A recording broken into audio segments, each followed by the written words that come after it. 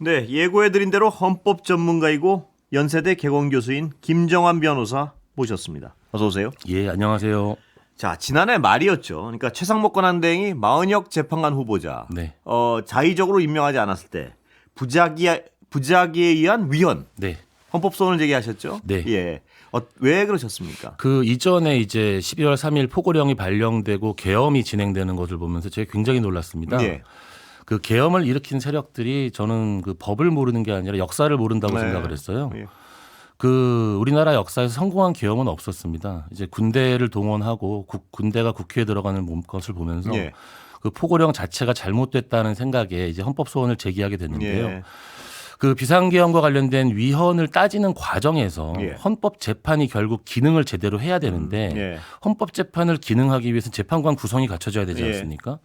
근데 그 이제 탄핵과 관련된 분들이 그 헌법재판관 임명을 미루면서 헌법재판소의 기능을 오히려 조금 예. 더 마비시키고자 하는 게 아닌가 싶어서 제가 학교에서 배운 대로 저는 네. 책에서 배운 대로 헌법 예. 소원을 제기를 하게 되었습니다. 헌법재판관 중에 여러분들이요. 제가 저도 직접 그 말씀을 들었는데 최상목 대행 측에다가 그 두 네. 가지 아주 핵심적인 질문을 던집니다. 보면 네. 당신은 무슨 근거로 여야 합의가 있어야지 그걸 임명해야 한다고 주장하느냐 한 네, 질문하고 네, 네. 또 무슨 근거로 두 명 중에 한 명은 합의가 됐고 한 명은 합의가 안 됐다고 주장하느냐 이 두 네. 가지 질문을 던지. 근데 두 가지 질문에 대해서 다 답변을 못 하고 있는 거죠 지금. 여야 합의라는 예. 부분에 대해서도요. 그 부분은 사실은 임명을 이제 2명만 하면서 예. 저는 이제 어떻게든지 간에 가장 이제 판사의 어떤 성향을 판단을 하잖아요. 예. 가장 탄핵 세력에 반대되는 성향을 가진 재판관을 임명하고 싶지 않으셨던 거예요. 예. 그러면서 여야 합의를 들고 나오셨는데 최근에 이제 여야 합의와 관련된 문서가 나오기도 했고요. 예. 그 여야 합의와 관련된 주장이 언제 제기되었는지 그 시기가 중요합니다. 예. 그 시기 자체가 아주 애초에 여야 합의가 있어야 된다라는 걸 주장했던 것이 아니고요. 내란 그 12월 3일 예. 이후에 우리가 재판관 임명과 관련된 논의가 진행되는 과정에 여야 합의를 얘기한 적이 없습니다. 예. 그때는 이제 여야 합의에 대해서 추경호 원내대표라든지 이미 여야 합의 공문이 만들어지고 그랬었죠. 인사청문회 그 의원들도 선정을 하잖아요. 예. 근데 그 이후에 이제 임명을 거부하면서 여야 합의라는 이야기가 나왔는데 저는 그 여야 합의라는 원래 국회라는 곳은요. 여야 합의가 만장일치로 이루어질 수가 없는 곳입니다. 민주주의라는 것은 서로 생각이 다른 사람들이 이야기를 나누는 곳이기 예. 때문에 합의라는 과정 자체가 이루어지지 않으면 그러면 다수결에 의한다. 예. 이번 선거에서 만약에 우리가 다수인 경우에는 우리가 우리 의견을 진행하겠지만 예. 다음 선거에서는 그럼 어떻게 그렇습니다. 될까요? 그렇게 예. 민주주의가 진행되는 거거든요. 예.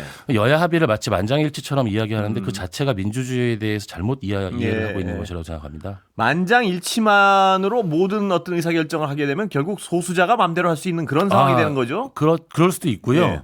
그 원래 민주주의는 서로 다른 생각을 가진 사람들이 어떻게 우리가 그 합리적인 의사결정을 하는 방법론 절차적인 예. 문제거든요. 지금 이 절차에 대해서 지금 그 수긍을 못 하시는 거기 예. 때문에 조금 의회 민주주의에 대해서는 좀 반하는 말이라고 생각을 합니다. 변호사님 말씀하셨지만 이 민주주의 제도란 건 합의가 되면 최고인데 합의가 안 되면 다수의 의견을 따라야 되는 게 이게 룰 아니겠습니까? 네, 그렇습니다. 예. 그런데 이 어떤 헌법소원 결과가 네. 언제쯤 나올 걸로 보십니까? 헌법재판소가 굉장히 조심스러운 예. 행보를 하고 있다고 보입니다.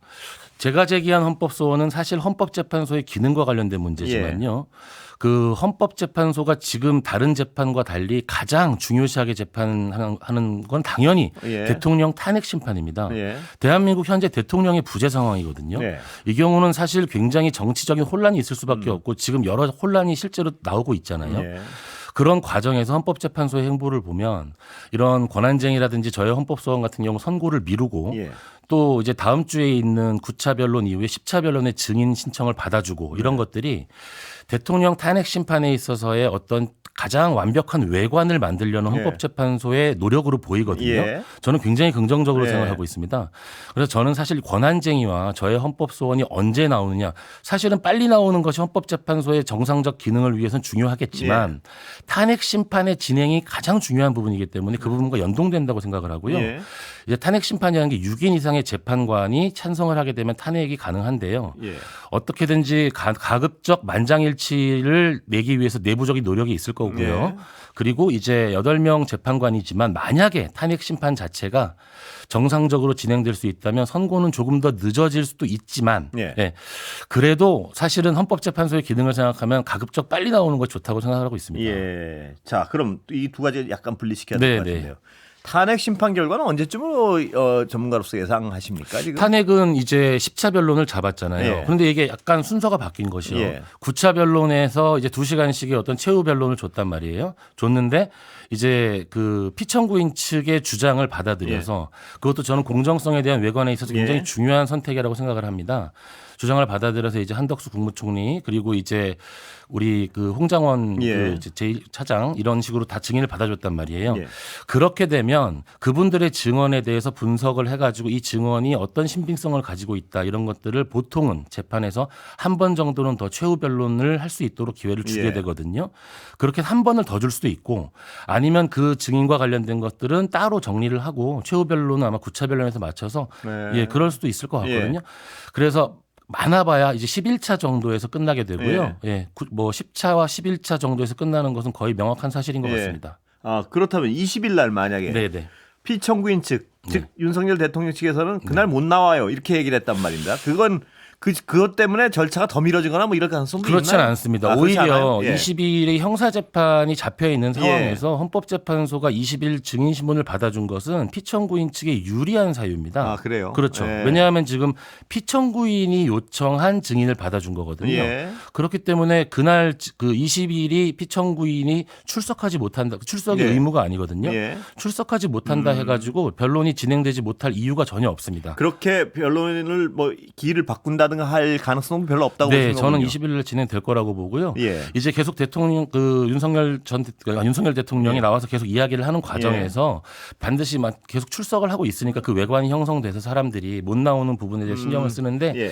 사실은 지난 그 과거의 탄핵 사례를 보면 대통령 출석하지 않으셨었거든요. 예. 출석이 의무가 아닌 상황에서 출석을 하지 못하니까 변론을 연기해야 된다는 건 그렇게 그다지 설득력 없는 주장입니다. 예. 근데 그 김정환 변호사님 낸 헌법 소원이 만약 구인 체제를 완성하라는 결과 그 전에 나와버리면 네네.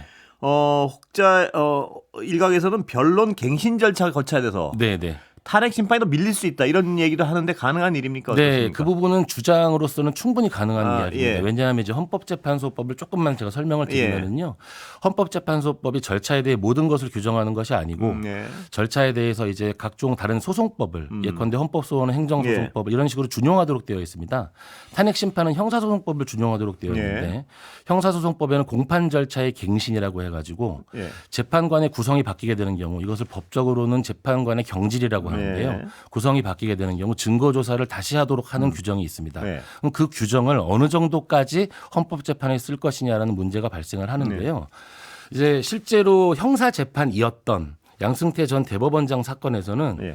재판관 구성이 완전히 3명이 다 바뀌게 되니까 예. 공판 절차의 갱신이라고 해서 기존에 진행됐던 증거조사, 증인신문 이런 것들을 다 다시 법정에서 녹취를 다시 풀어서 듣는 절차가 있었고 예. 그게 7개월이 걸렸어요. 아, 예. 피청구인 측에서는 아마 그런 것을 바라고 있는 것 같습니다. 예. 어떻게든지 간에 지금 그 재판관 2명의 임기가 끝나는 4월 18일 이후로 자꾸 미루고 싶어 하는 예. 것 같아요. 그런데 헌법재판소법에 단서가 있습니다. 헌법재판의 성질에 반하지 않는 한해서라고 예. 바뀌어요. 예. 그렇기 때문에 현재 그 검찰에서의 수사 조서, 즉 피의자 신문 조서라든지 이런 것들 사용과 관련돼 가지고도 헌법재판소에서 그 재판관 평의에서 만장일치로 이제 사용하겠다라고 결정을 했고. 예. 근데 또 재밌는 건 또 피청구인 측에서 만약에 예. 형사소송법을 그대로 준용해야 된다라고 만약에 주장을 하신다면 형사소송법엔 또 재밌는 조항이 예. 있습니다. 267조의 2에 보면 집중심리라고 해가지고요. 예. 심리에 2일 이상이 필요한 경우에는 매일 부득이한 사정이 없는 한 매일 계속 개정하여야 한다는 조항이 있어요. 예. 그 사실은 형사소송법 조항을 그대로 헌법재판을 써야 된다라고 주장하시는 예. 분들 입장에서는 그럼 헌법재판 지금 변론을 매일 해야 되는 겁니다. 예. 집중심리를 해야 되는 거거든요. 그런 주장은 하지 않으시잖아요. 왜냐하면 본인들이 미루고 싶은 부분에 있어서 이제 원하는 부분만 주장을 하고 계신 거예요. 그럼 공판 절차의 갱신이라는 것도 지금 현재 이제 증거 조사를 했던 부분을 네. 어떻게 다시 갱신하느냐의 문제가 있는데 헌법재판에서 지금까지 했던 증거 조사를 다 다시 하고 증인을 다 네. 다시 부를 필요가 없고요. 네. 문서 열람이라든지 뭐 좀 더 복잡한 법리가 있긴 네. 한데 그 지금 이제 그 진술했던 증거와 관련된 여러 가지 그 주장들 있지 않습니까? 그런 것들을 새로 만약에 마은혁 재판관이 임명된다면 문서 열람이라든지 해서 하루 만에 짧게 끝낼 수가 있습니다. 그건 그런 방법이 그건 있습니다. 누가 결정하나요? 이건 마은혁 재판관이 난 다 봤습니다 이렇게 하면 결정되는 건가요? 아닙니다. 그거는 이제 평의, 이제 그 평의를 평의라고 열어서. 해가지고 그 헌법재판소의 모든 가장 중요한 네. 결정들은 이제 어떻게 진행하느냐 절차 관련된 조항이잖아요. 평의의 결정 네, 내용이구나. 평의의 결정인데 예. 평의에서 헌법재판소법에 따라서 헌법재판의 성질에 반하지 않는 한 예. 형사소송법을 준용한다라는 원칙에 따라 지금까지 진행해 왔고 예. 과거에도 뭐 전문 법칙에 대한 어떤 검찰의 피해자 신문 조사라든지 이런 부분들을 다들 완화해서 적용을 했었거든요. 예. 이번에도 공판 절차의 갱신이 적용된다 하더라도 충분히 뭐 하루 이틀 정도로 절차를 줄여서 진행할 수 있는 가능성이 있기 때문에 예. 그런 부분을 크게 걱정하지는 않습니다. 그러니까 마은혁 재판관이 임명이 돼서 9명 체제가 갖춰지더라도 네네. 이게 반드시 뭐 많이 밀린다든가 이건 그냥 헌법재판소가 평의에서 절차를 굉장히 축소하면 얼마든지 빨리 결정을 할 수 있다 이 말씀이죠. 예, 그렇습니다. 이제 공판 절차 갱신 절차를 예. 우리가 준용해서 쓰겠다 하더라도 그대로 형사소송법 그대로 쓰지 않고 하는 방법이 있기 때문에 예. 양승태 전 대법원장 사건처럼 이렇게 한 7개월씩 늘어지고 이런 일은 벌어지지 않을 겁니다. 예, 그 부분은 어떠세요? 지금 여당의 일각에서는요. 네네. 그 내란죄 부분을 뺀 것이 굉장히 어떤 문제가 있는 것처럼 얘기하지 않습니까? 헌법재판 탄핵 심판에 있어서 네네. 그건 어떻게 반박하세요? 그 내란죄 부분을 뺐다는 것이야말로 가장 잘못된 프레임 중에 하나입니다. 예. 왜냐하면 내란죄의 성립은 형사 문제고요. 예. 그 내란죄의 성립 문제가 첫 번째 재판에서 다루어지는 것이 오는 20일에 형사준비기일에서의 예. 재판입니다. 예. 내란죄의 재판은 내란죄가 성립한다. OX 그다음에 양형이 나오게 됩니다. 예. 사형, 무기징역, 무기금고. 하지만 헌재의 탄핵 재판은 성질이 다릅니다. 예. 사형이나 무기징역을 내리는 것이 아니에요. 예, 탄핵이라는 것은 그 자체가 고위공직자의 징계에 대한 것이기 때문에 예. 파면, 예. 즉 비상계엄의 선포와 포고령의 발동, 일련의 국회에 대한 군대의 어떤 동원 이것들이 헌법에 반하는지를 보는 것이거든요. 예. 그 행위들은 그대로 평가를 하되 형사적 평가의 잣대와 헌법재판의 평가의 잣대는 다른 겁니다. 예.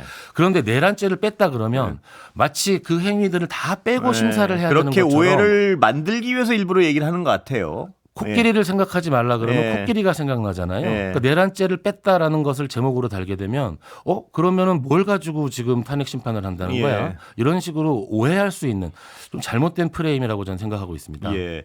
그리고 지금 헌법재판 어떤 본질에 대해서 좀 여쭤보겠는데요. 네네. 지금 계엄을 했는데 네. 계엄의 사유에 해당이 안 되는 건 누구나 지금 빤히 이미 나와 있는 거 아닙니까? 네네. 그럼 결론은 이건 뭐 예상을 하지 뭐 예상을 할 필요도 없는 거 아닌가요? 어떻습니까 이게? 그렇죠. 지난 탄핵과 관련된 것을 생각해 보면 예. 우리나라의 이제 대통령 탄핵과 관련돼서 대통령 탄핵에 한정해서 보면 노무현 대통령 탄핵, 박근혜 대통령 탄핵 그리고 이번 탄핵 예. 세 번이 진행되고 있는데요. 노무현 대통령 탄핵은 이제 그 지지 발언 예. 대통령의 정치적 중립 의무 위반과 관련된 것이 중요한 쟁점이고 예. 여러 쟁점이 있었지만 박근혜 대통령 탄핵 같은 경우에는 그 굉장히 은밀한 부분에서 이루어지는 뇌물죄라든지 예. 국정농단에 대한 것이었습니다. 그 변론도 훨씬 많이 이루어졌고요. 그럼에도 불구하고 한 90일 정도의 결정이 난 것이 예. 국정공백과 관련된 부분에 있어서 대통령 탄핵 심판은 빨리 이루어져야 되는 거거든요. 그런데 사실 이번 대통령 탄핵 재판 같은 경우는 논점이 굉장히 명확해요. 그래서 헌법에 있는 비상계엄 절차를 준수했느냐, 예. 포고령은 과연 합헌적인 것이냐. 예. 사실은 헌법재판소가 마음을 먹었으면 더 빨리 진행할 수 있는데 오히려 피청구인들의 주장에 굉장히 그 수긍하면서 잘 반응해 주면서 예. 공정한 재판의 외관을 형성하는 이거 굉장히 중요한 거거든요. 예. 재판은 모든 것이 공정해야 됩니다. 네. 실제로 공정한 재판을 위해서 굉장히 노력하고 있는 헌법재판이 이 탄핵과 관련된 이번 결정에 있어서 예. 가장 공정한 절차를 준수했다라는 것을 예. 어떤 그걸 지키고 있는 모습이라고 생각해서 저는 이번 탄핵 재판에 대해서도 예. 결론에 있어서는 당연히 객관적인 여러 가지 증거들이 나와 있기 때문에 뭐 그 결론에 있어서는 당연히 탄핵이 인정될 것이라고 보고요. 그 진행 자체에 대해서도 크게 걱정하지는 않고 있습니다. 지금 여당의 일부 의원들이 주장하고 있는 뭐 편향성 네. 혹은 절차적 하자 이런 거에 대해서는 어떻게 평가하십니까? 절차적 하자 문제도 이제 그 예컨대 여야 합의 문제부터 시작해서 여러 가지 절차적 하자를 말씀하시고 네. 계신데요. 지금 그 절차적 하자와 관련된 주장과 관련돼서 헌법재판소가 그것들이 아니다라는 것을 위해서 계속해가지고 지금 진행을 하는 예. 모습을 보이고 있는 것이고요. 재판의 편향성이라는 것은 재판의 결과와 관련돼서 그 어떤 재판도 지는 쪽에서는 이 재판이 옳다고 생각하지 네. 않습니다. 예. 하지만 정치적인 견해가 다를 수 있고요. 저는 그래서 지금 이 탄핵 재판의 결과가 진짜 빨리 예. 나오는 것이 중요하다고 생각합니다. 예. 지금 우리나라의 그렇죠. 예. 정치적 분열도 굉장히 심각한 것이 어떻게든지 탄핵 재판의 결과가 빨리 나오게 되면 여당도 차기 대선을 위해서 이제 대선 후보 중심으로 뭔가 논의가 진행되면서 이 탄핵 정국을 넘어서는 새로운 논의가 분명히 진행될 것이거든요. 그래서 헌법재판소의 탄핵 재판이 조금이라도 좀 빨리 나오기를 10차 변론이 마지막에 되기를 바라고 있습니다. 예. 그럼 언제로 기대하십니까 지금? 10차 변론이 나오게 되면 객관적 사실들을 정리하는 거에 있어서는 이미 정리가 되고 있다고 보기 때문에 2주 내 선고가 가능하다고 보이거든요. 2주네요. 예, 2주 정도의 시간은 필요하다고 보고요. 예, 그러면 3월 초. 네, 3월 초가 되겠죠. 예, 그렇게 3월, 될 거라고 빠른 3월 초. 그렇게 생각하고 있습니다. 예. 자, 지금 아까도 지금 교수님 모시고 이제 질문을 드리려고 그랬던 부분이 네네. 지금 어떤 극우적인 생각을 가진 분들은 막 재판관 집 앞에 가서 네네. 허위 사실을 막 발설하면서 압박을 하고 네. 또 뭐 집값을 떨어지게 한다면 소란을 피우고 네. 이거를 왜 행정부가 방치하고 있습니까? 이건 처벌이 불가능한 사안인가요? 아니요, 법률가로서? 민주주의의 위기입니다. 예. 집회라는 것이 신고제로 진행되고 허가가 아닌 것이 예. 집회의 자유를 보장하겠다는 것인데 예. 그 자유가 무한대로 보장되는 게 아닌 것이거든요. 일단 집회 자체에서 일어나는 발언들과 행동들에 대해서는 충분히 범죄 혐의가 있다고 보이고요. 예. 저는 이거는 범죄 혐의에 대해서 아주 적극적인 수사가 이루어져야 된다고 생각을 합니다. 집회를 신고제로 받아서 집회를 할 수 있게 해준다는 것은 그 집회를 보호함과 동시에 타인의 권리에 방해되지 않도록 예. 집회를 국가가 안정적으로 그 질서를 유지해 준다는 뜻이지 모든 집회에서의 모든 발언을 허용한다는 것이 아니거든요. 예. 반대로 반대 입장을 가진 사람들이 그런 집회를 그 주택가에서 또는 아파트 단지 내에서 한다고 생각하는 것을 무한정 허용한다고 생각을 한다면 대한민국은 더 이상 질서가 유지가 안 되는 거죠. 그래서 이번에 저는 이제 오늘 있었던 일이잖아요. 예. 재판관 집 앞에서 있었던 일이라든지 그런 부분들에 대해서 사실은 집회와 관련된 세부적인 굉장히 많은 기준들이 있습니다. 예. 그 데시벨도 정말 제기도 하고요. 예. 그 발언들의 내용들과 관련된 예. 명예훼손적 부분들도 있는 거고요. 예. 이런 부분들에 대해서 행정적으로 그리고 형사적으로도 굉장히 적극적인 조치가 있어야 한다고 사후적 생각합니다. 처벌도 분명히 가능한 거죠. 분명히 가능합니다. 예, 예를 들면 제가 정말 이해가 안 되는 거 오늘 뭐 야동 판사니 뭐 이런 얘기 완전히 네네. 허위 사실이란 말입니다. 그렇죠. 제기한 사람들도 사과를 한 문제예요. 그렇죠. 근데 그걸 오늘 가서 모든 사람이 들 수 있는 공간에서 계속적으로 그 떠들었다. 자체로 범죄가 허위 사실에 대한 명예훼손 바로 성립하는 겁니다. 소음 부분도 그럴 수 있나요? 소음과 관련된 부분에서도 관련된 형사처벌 규정을 찾을 수가 있고요. 그런 하나하나의 행위들에 대해서 행정적 형사적 조치가 반드시 있어야 된다고 봅니다. 사전적으로도 막아야 되는 거 아닌가요? 어떻습니까? 이건 집회를 사전적으로 막는 것은 굉장히 위험한 발상이라고 저는 생각은 하긴 합니다. 그런데 이제 그런 부분들에 있어서 어떠한 집회가 명확하다. 이게 과연 인신공격이 있을 것이고 범죄의 혐의가 명확하다라는 집회라면 그 집회가 열리는 동시에 막아야 되는 거죠. 우리나라 헌법 정신이 그렇습니다. 제가 여쭤보고 싶은 게 바로 그건데 왜냐하면 하도 쳐다보기가 힘들어서요. 네네. 그런데 지금 말씀하셨듯이 사후적으로는 분명히 체증을 통해서 처벌을 할 수 있는 사항이고요. 네네. 지금 현재가. 네, 그렇습니다. 근데 현장에 벌어지는 거를 일반적인 어떤 그 법치주의 국가에서 저걸 쳐다보고 있어야 되느냐는 고민이 있는 거예요. 네네. 그 당시에도 어떻게 잡아들여서 처벌할 수 있는 거 아닌가요? 당연하죠. 집회와 관련된 집회 해산 조건이 있는 것이고요. 경고방송을 해서 해산시킬 수 있는 것이고 적극적으로 나서야 된다고 봅니다.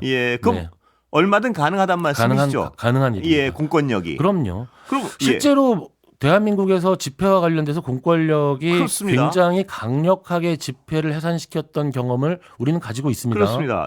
그런데 왜 저렇게 방치를 한다고? 오히려 이러한 집회야말로 반드시 공권력이 개입해야 하는 집회라고 생각을 합니다. 그럼 지금 저건 방치된다는 비판을 충분히 할 수 있는 거 아닙니까? 그러니까 헌법의 정신은 이렇습니다. 제가 10초 뒤에 무슨 말을 할지 모르니까 그때까지 놔둬야죠. 김정환이라는 예. 사람이 입을 막지 말라는 거예요. 그렇죠. 그건 만약에 중요합니다. 제가 예. 갑자기 이 방송에서나 갑자기 저 예. 밖에서 범죄 혐의에 있던 말을 한다든지 예. 그러면 그때는 개입하라는 거고 즉각 개입해서 개입하는 중단시킬 것이거든요. 수 있는 거 아닙니까? 그러니까. 미리 막지 말라는 뜻은 예. 표현의 자유의 보장과 관련된 우리 헌법에 굉장히 중요한 정신이긴 합니다. 예. 그래서 그분들이 집회 신고를 하는 것도 좋지만 그 집회 신고 장소가 주택이라든지 예, 여러 가지 이런 시간이 다 것도 고려하시고 예. 예, 반드시 사후 개입을 해야 되는 그리고 문제라고 꼭 생각합니다. 어떤 공권력을 집행하는 분들이 들었으면 좋겠습니다. 네, 예. 네. 오늘 말씀 몇 개 듣겠습니다. 네, 감사합니다. 김정환 변호사였습니다.